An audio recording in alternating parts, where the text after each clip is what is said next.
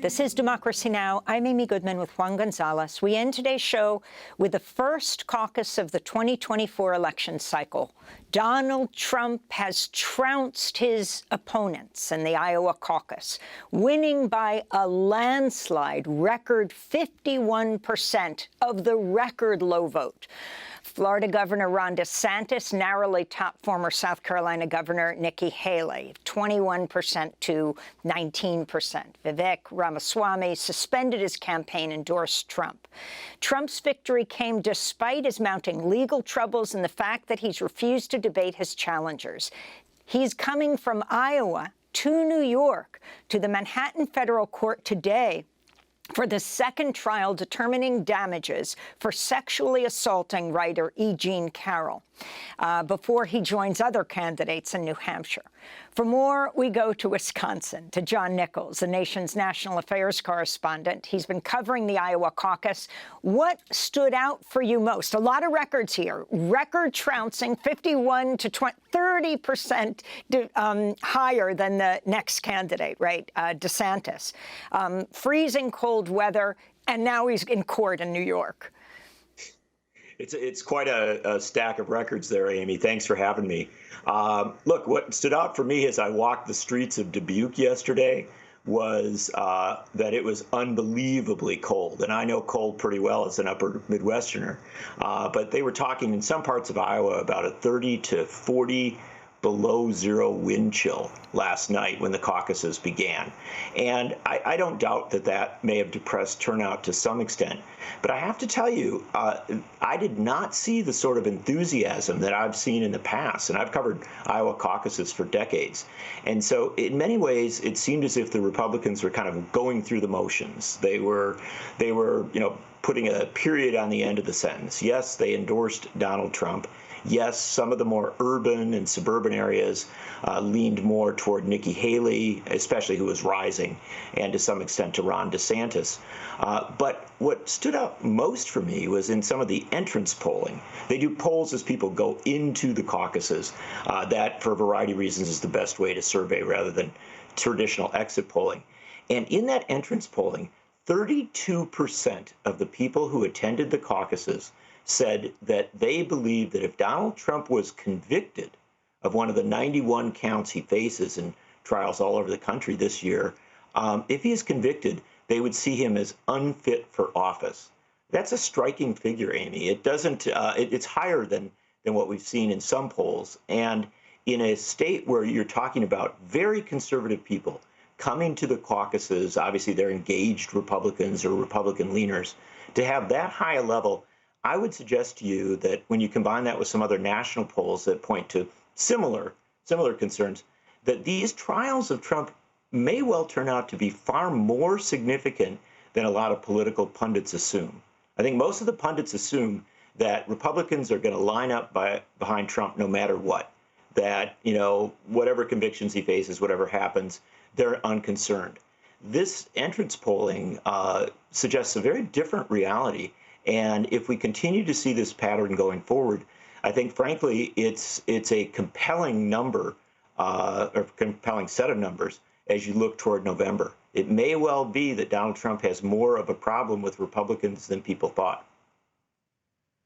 Well, John, the presidential primaries now shift to New Hampshire, Nevada, South Carolina. What's your expectation in terms of any chances of some of these contenders against Trump to make any headway?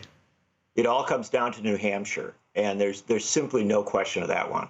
The New Hampshire is the place where Nikki Haley has put all of her energy. I mean, she did go into Iowa, and she's got a lot of money behind her. She's got Koch brothers money, and kind of a lot of the wealthy donor types tend to be very supportive of her, and not giving money directly to her, but doing independent expenditures. So she had a campaign in Iowa, but her focus has been primarily in New Hampshire. She's been going into very small towns in that state, really building out a serious campaign. Some recent polling has showed her closing in on Trump. With Chris Christie getting out of the race, a lot of his votes are likely to go to Haley. It's clear from Iowa that Haley does have an appeal in some of the more urban and suburban areas. You've got a lot more suburban areas in New Hampshire. And so that's where it's all at. If Haley beats Trump in New Hampshire, then you've got an ongoing race. I don't think that means that Trump won't be the nominee. I think he's got tremendous number of advantages in all sorts of states going forward. But New Hampshire will decide whether this is going to be any kind of realistic contest for that Republican nomination. And if Haley does win New Hampshire, then you do go to South Carolina, her home state. That'll be a big test for her. And, we'll have more to talk about. On the other hand, if Trump does as well or anywhere near as well in New Hampshire as he did in Iowa, this race is going to fade away pretty quickly. And meanwhile, President Biden has been raising lots of money. In the last quarter of 2023, his campaign raised over $97 million. He's begun now to get on the stump somewhat. Talk about what you see as Biden's chances, especially given his enormous involvement and support of the wars in Ukraine and in the Middle East and in Gaza. I'm sorry, the Israeli attacks on Gaza. Yes.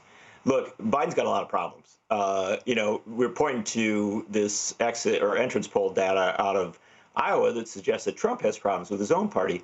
But the fact is that Biden's approval ratings are exceptionally low. And his polls against Trump put him, at best even, sometimes behind, sometimes a little bit ahead. So he's got a hard race ahead of him. And I don't think there's any question. I look at all the polling, and I spent a lot of time talking to people. I recently interviewed Rashida Tlaib about, what's happening in Michigan. Look, there is simply no question. Joe Biden is harmed politically, I think, in a number of states by his ongoing support for the Israeli assault on Gaza. And you look at Michigan as an example. The polls recently out of Michigan have been very, very troubling for Biden. I hear that, in coming days, he's going to try and make some efforts to reach out to Arab Americans, to reach out to communities that have been deeply concerned about this. But the fact of the matter is, I don't think rhetoric's going to help there. I think that only a change in policy is likely to begin to close some of the gap. So Biden's got a hard race ahead of him. What I would sum it up as, though, is, look, the level of people who in Iowa said that they would see a convicted Trump as unfit is an encouraging sign for Biden. The reality is that we're likely to have a very, very close November election. And when you get down to it, on both sides, it's going to be an issue of mobilization. And I think Trump will have perhaps some trouble mobilizing the whole of his Republican and conservative base. But Biden also will have trouble in that regard. And so we've got a long, complicated, and frankly, pretty frustrating race ahead of us. And we're going to have to leave it there. And Nikki Haley is pouring money into new ads where she refers to the Trump-Biden nightmare. John Nichols, the nation's national affairs correspondent, speaking to us from Wisconsin, just back from Iowa. I'm Amy Goodman with Juan Gonzalez for another edition of Democracy Now!